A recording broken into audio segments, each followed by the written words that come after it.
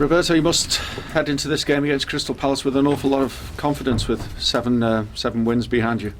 Well, yes, I think momentum and confidence, those are the words that you can feel in the dressing room. But in the same way, we know how difficult it's going to be.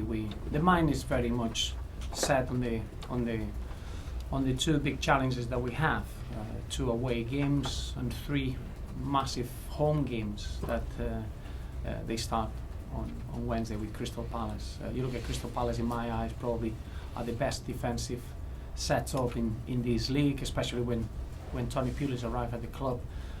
They don't concede many goals, if any, and now they are probably in one of the best runs of their season, 3 straight wins. So we're well aware. I think everyone at Everton is aware that we need to create a special atmosphere under the floodlights and make sure that we are really strong, helping the players to face a very difficult fixture. But you are able to do that at home, aren't you? That the fans will get behind you on a midweek game under the floodlights as well. And with your excellent home form, Crystal Palace will come to Goodison feeling maybe intimidated themselves. Well, not really. No, I think they've got enough. Crystal Palace, they've got enough know-how of how to face any sort of game that they have. What I'm really excited, as you can imagine, we just broken the highest points tally in the history of the Premier League, and as a club that's an incredible achievement from the players, and I expect a great welcoming at Goodison, and then from that point on it has to be a real focus on the tough job in hand. But you can imagine it's been a remarkable achievement so far, and all we want is to make sure that we fight with everything that we've got for every point available from now till the end of the season. But believe me, the Everton fans, they know how difficult this fixture is going to be against this Crystal Palace side. Mm-hmm. Those records won't concern the players. I think it was May '85 the last time you won 8 on the trot, which was amongst the Everton greats back then. Yes, and I think that shows you that how difficult it is to achieve something like that. So again, we're not here to break records or just to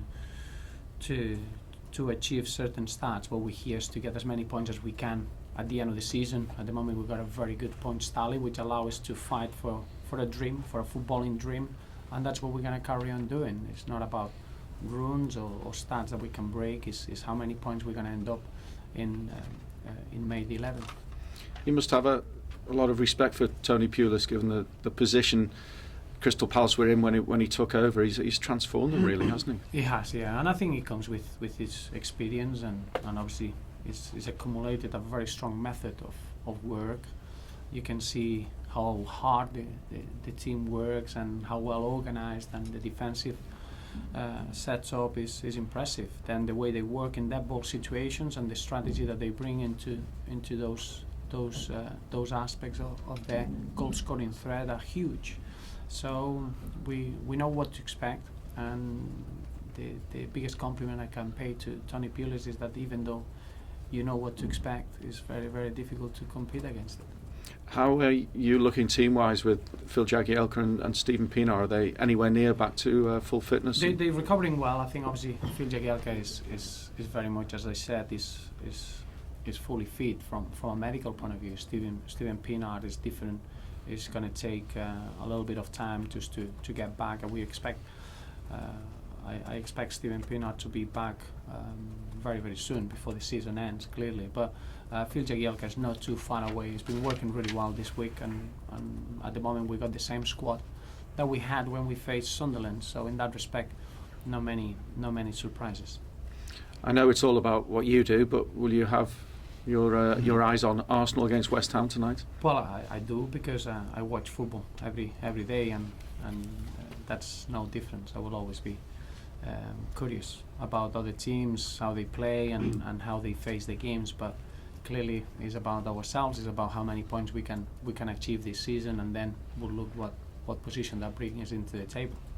We're at the time of the season where you can get some strange results and also some strange stories appear in some newspapers. What do you make of the likes of Liverpool being linked with a £38 million bid for Ross Barkley? Well, obviously, in terms of speculation, we already turned down a 50 million bid from United, so we're not going to take 38 million from Liverpool. I think it's quite enjoyable to speak about speculation. I think it shows how well our players are doing, and those are the type of football compliments that we want our way. In that case, you wouldn't be surprised by clubs looking at John Stones either. No, I haven't heard about those figures, but I'm sure that they're gonna be in a level that we wouldn't send players on loan either. Tottenham, Chelsea, all being linked with the youngster. It's a good sign. It's not bad for a young man that is just starting his career. And you're being linked with a Spanish striker, Sergio Garcia at Espanyol.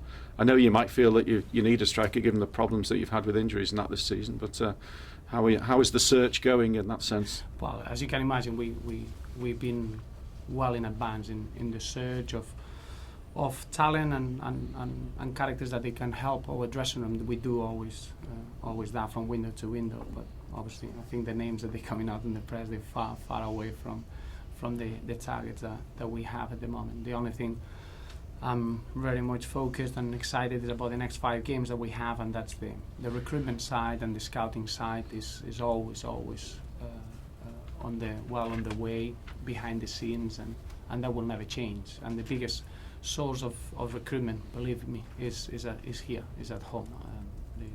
The young players that we can produce with the academy really excites me, and that's going to be a real focus. Obviously, we will bring players in and we'll help the players that we have in the squad. But as you can see, our squad now is young. We brought an incredible new, fresh blood into the squad, and what we want to do is develop it and keep it together and make sure we get the best of the dressing room that we have. That is quite special. I know the mantra is normally one game at a time, but is it tempting to look beyond at this stage of the campaign with just a few remaining? Well, no, you always look at it as a whole. I always take the same approach in the final third of the season. You need to have a little bit of a overall view.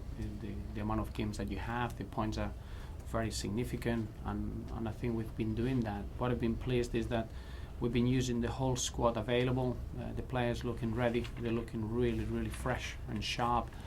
Give us different dimensions, different way of using the players and the partnerships on the pitch, and that excites me. And you do look to the maximum points that we can fight for, and with the amount of points that we have now, and the opportunity of fighting with everything we got for the next 15 is a really exciting ending on the season for us. Just away from the action on the pitch, it's a very important day off it, and you will be heading to Anfield later, which is vitally important in terms of the way the whole city see today. It is. No, it's a real honour from my point of view to be able to represent Everton Football Club and everyone at the club in such a significant day, and we've always been shoulder to shoulder with our neighbour, and we'll always be there. Roberto, back to the football. This game with Crystal Palace is your match in hand. It's been there for quite a while in the fixture list. How much of an opportunity is it to put the pressure fully on Arsenal by taking advantage of your recent form and emphasising the gap to them? Well, we don't look at it that way as such. I think we're looking at more on making sure that we are well balanced in facing the 3 games that we have in 8 days. Obviously, we went to a tricky and difficult trip to Sunderland. Now we got Crystal Palace and we got Manchester United on Sunday, and we need to make sure that we take every game as a unique opportunity to enjoy our football, to push ourselves to the maximum and get as many points as we can. What I'm excited about today is I know everyone is very much aware of the threat of this Crystal Palace side, how difficult they're going to be to break down, and what a tricky fixture we have. And when we got those feelings, Goodison gets in a special type of atmosphere, and that's really exciting. The players are ready, everyone is ready. I think the room that we're in allows you to be confident and carry a good momentum, but we are well aware that unless we are perfect tomorrow, it'll be very difficult to break this Crystal Palace down. At this stage of the season, I know it's something that you treat as very important. How important is the mental side and the mental preparation to games? Well, it's vital. I think the psychological side of any game that you approach now is paramount. But I think we've shown that we are in a very good frame of mind. I think we found a straight way of approaching games, which is concentrating on what we're doing, enjoying what we're doing, and use the competition for places that we have in the squad to narrow the minds of the players. when you get into a position like we are, it's a little bit of an unknown ground, breaking through that points tally that we have now. Psychologically, we're taking it very much a simple approach, try to give everything we got and everything we've learned over the last 10 months to be as competitive as we can in every game that we go into. Can it be a deciding factor, the mental side of things? It always is. It always is. Not just for us. It's for every team that it goes into meaningful games. I think you only decide games on the technical, tactical, and physical aspect when they don't mean much. When there is a real meaning in every point that you play for, psychologically you need to be very strong, and probably that's a big advantage that we have, and we've shown that in the last 7-8 weeks that the team is focused, the football club is focused, and we are very much all together fighting for the same aim, and psychologically we've got that winning mentality that you need. I spoke to players and managers this season about visualisation and about players and looking to games and visualising how it will go, visualising the end of the season and the relative success that they can get. Is that something that you've used with the players as well? Well, not really. I think we've been very much a common sense approach. Remember that Everton traditionally always had strong finishes of the season. I think that comes down to that winning mentality and that know-how and that experience. I think this season we added bravery and football arrogance with the youngsters coming to the group. Physically, the group is in a very, very good moment. I think the competition for places in the forward positions does really help us in giving us a real edge in everything we do going forward. So it's a combination of things that are allowing us to be very much young and fresh and strong in this stage of the season. So it's been a common sense approach. Thank you.